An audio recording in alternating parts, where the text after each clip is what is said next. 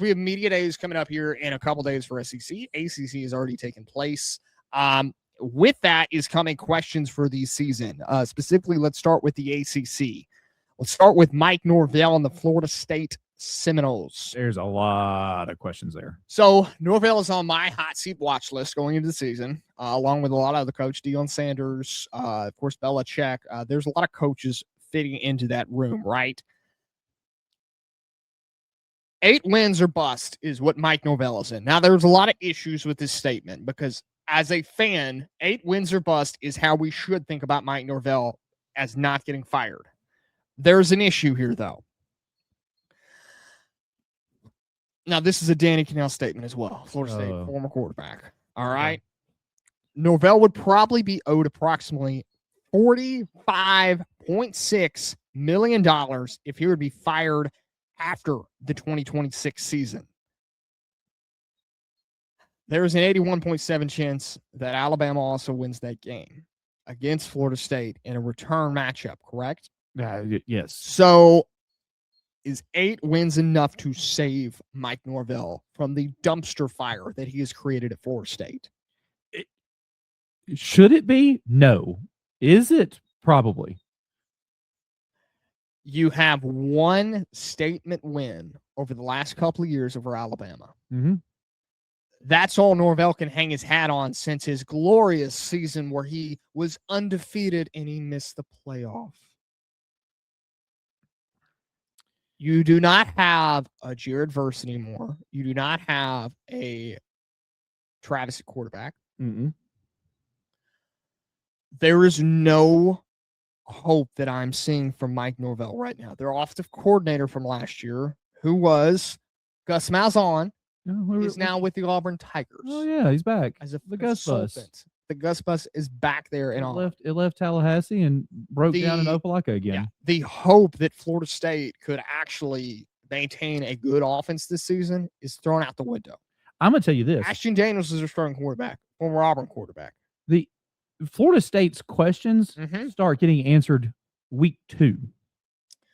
SMU? SMU is a underrated program right now. Yeah. Then that's in Tallahassee, and then they have to come to Tuscaloosa, Virginia, at Louisville. Miami's going to absolutely Miami might put up 1,004 points in that game. And be throwing the ball with, they're going to be going over to the ref asking for extra time like it's a FIBA World Cup game. Like, can we please put more time on the clock because of our celebration so that we can continue to put points up on them? Mm-hmm. Clemson, I don't see them beating Clemson. Right. Boston College at Pitt, that's going to be, the wheels could have already fallen off by that point. Yeah. North Carolina State at home, and then Florida. I mean, that's 4 losses. No, yeah. I mean, Florida State, it doesn't look strong for Florida State. In a weak ACC where you could have a Dabo Swinney get fired, you could have a James Franklin completely take over the talking SEC. About Dabo getting fired. Dabo is never getting fired. Dabo could go 0-12 this season and not get fired. I disagree. I mean, you cannot. Would he retire? Would he quit? You listen to what he said at media days. I mean, he will not touch the transfer portal again. He is done with the transfer portal. I 100% understand where you're coming from with that. There is 0.0000000. Think about the players that he could have had over the years in the transfer portal. There's 0.000% that Clemson fires Dabo Swinney. Now, is there hey, he comes out and it's time for me to go. Let me get my hat, tell everybody bye. The bar's closing, possibly. But hey, get your stuff. And actually, matter of fact, get out. We'll get your stuff. Not happening. I don't think there's a world where Dabo Swinney's the head coach of Clemson in 2027. Rather, he is forced to retire, forced to quit. He would do the Nick Saban, hey, this game is not, this isn't what I signed up for. So, hold on. Do we have a better shot at Dabo Swinney pulling a Nick Saban and saying that this is done, this game is not the same game I love anymore, this, and that? Or do we have a better shot at him pulling an Urban Meyer at Florida? Ooh. I would like to hope that the character of which Dabo Swinney has presented for the last 2 decades Doesn't end with a fake heart attack. does not end with a fake heart attack.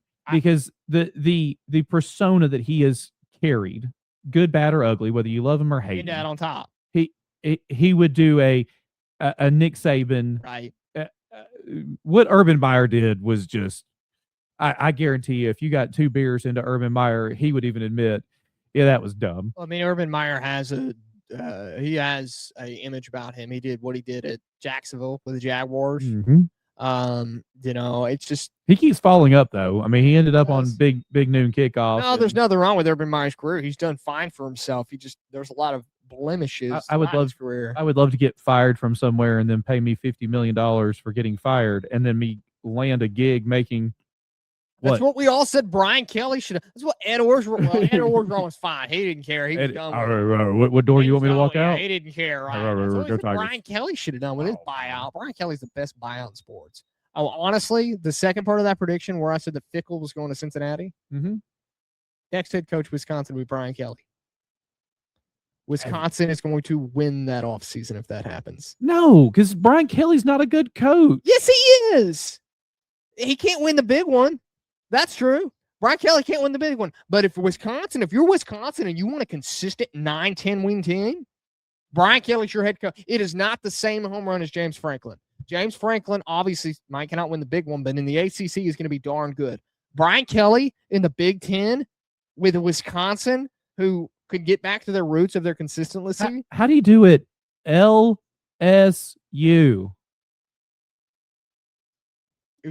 He can't win the big one. That's the issue with Brian Kelly. He put together solid rosters. He had a Heisman. Okay. He had a Heisman at LSU. Okay. Big Ten's not that hard.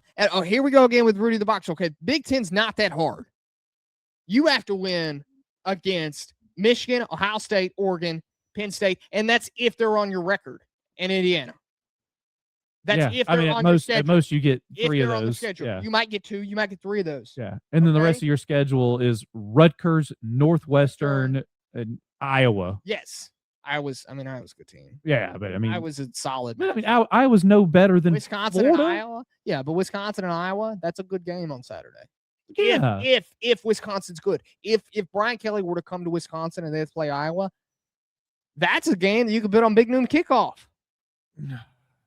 Okay. My head hurts thinking that Brian Kelly is not going to win a national championship. No, ever. Especially if he goes to Wisconsin. He won't win a national championship. But what will happen? He would if he went to Indiana, though. Brian Kelly at Indiana would win a national championship. He might win 6 in a row because Indiana is the greatest football program in the history of college football. You got me there. But I mean, they may go Brian Kelly, 60-0. If he was at Wisconsin, would win consistently 9 to 10 games. He would not he might make one playoff.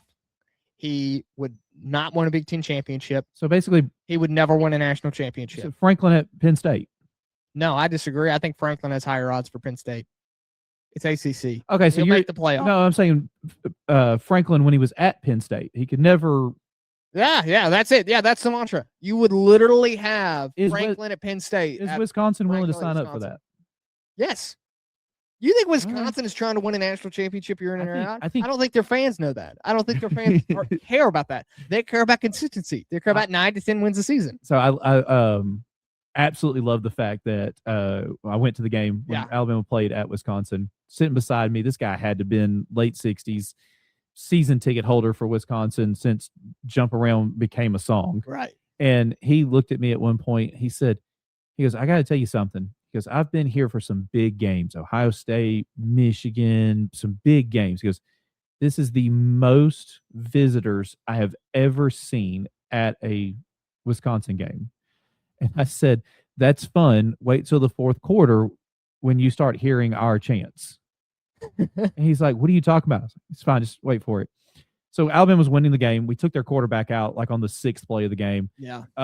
They did jump around, right, which was freaking awesome, by the way. I got to give it to Wisconsin. That is such a cool tradition. But apparently the second tradition that no one talks about at Wisconsin is that the second jump around is over, their student section is also over. there was like 8 people. There were tens of fans in their student section, and you literally heard Alabama, and the guy looks over. The guy sitting beside me goes, "Is that y'all Alabama in their stadium?" Yeah. He's like, "You were serious about that? Y'all will just take over?" I was like, "Yeah, we kind of." Yeah. I want to just hear jump around from the Alabama fans.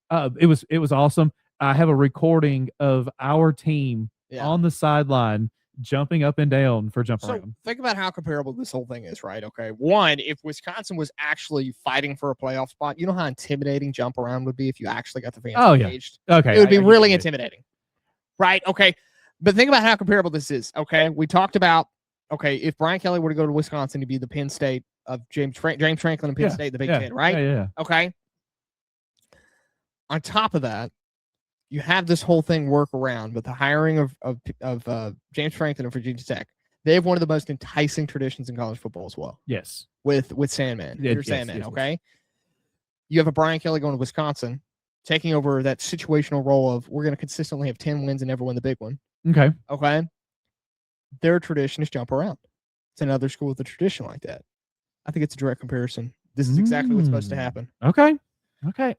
Now, this is way too early to. I mean, Brian Kelly's out of a job right now, but it's he's not out of a job. He's still working, but it's a consultant role. It's not. Really, I just don't think Brian Kelly is even good enough to take Wisconsin to 10 wins consistently. I think he can he's win with the recruiting of the Big Ten. I think he's a 7-8 win team at Wisconsin. Look, he did good at Notre Dame. I didn't say great. He did good. Yeah. His accent at LSU was amazing. I wonder if he can pick up a Midwestern one. First, yes. I think he might naturally have a Midwestern one. Yeah. So it could work out even better, right? Okay, so we started this with Mike Norvell at Florida State, right? Yeah.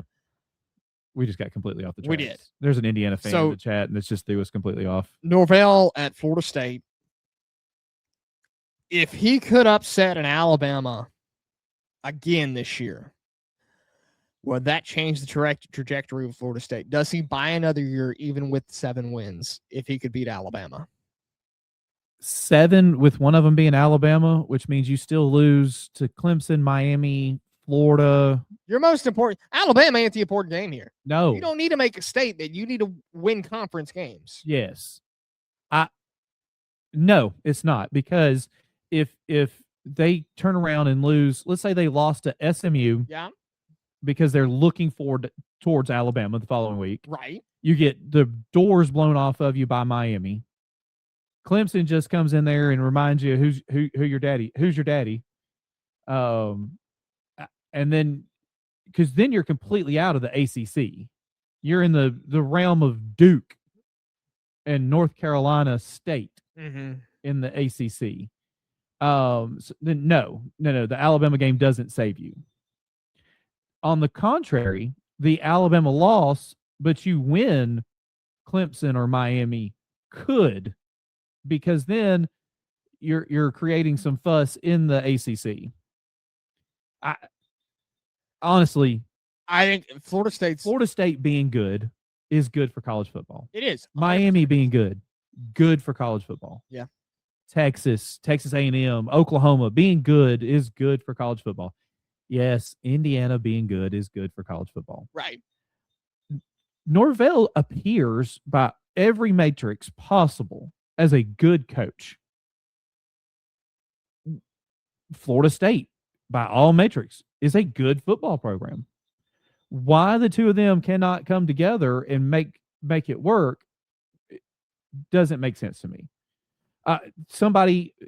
My words could completely be turned back around me in 365 days if Kellen DeBoer doesn't have a good season this season with Alabama. Look, I don't think that, there's no denying Florida State's a good program. Mike Norvell is a good coach. He has had a close to unblemished season as possible, and not a lot of coaches can say that. Right. At the highest of highest levels in that group, in the power fell apart.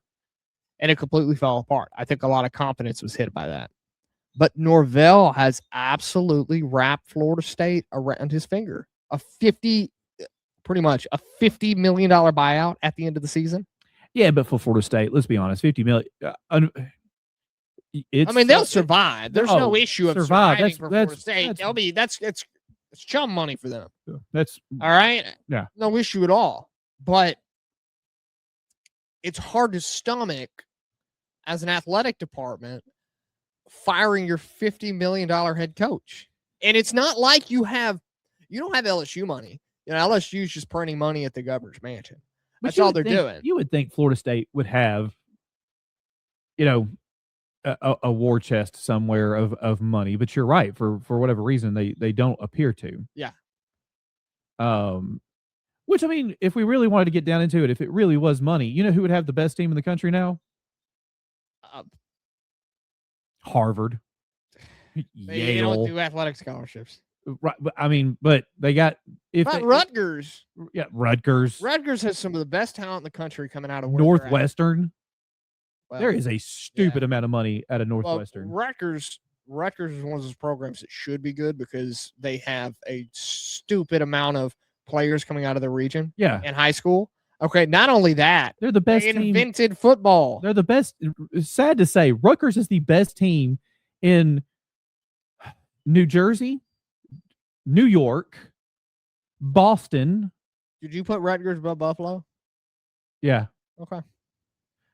Maine, if you looked at the New England states, yeah, Rutgers should just absolutely.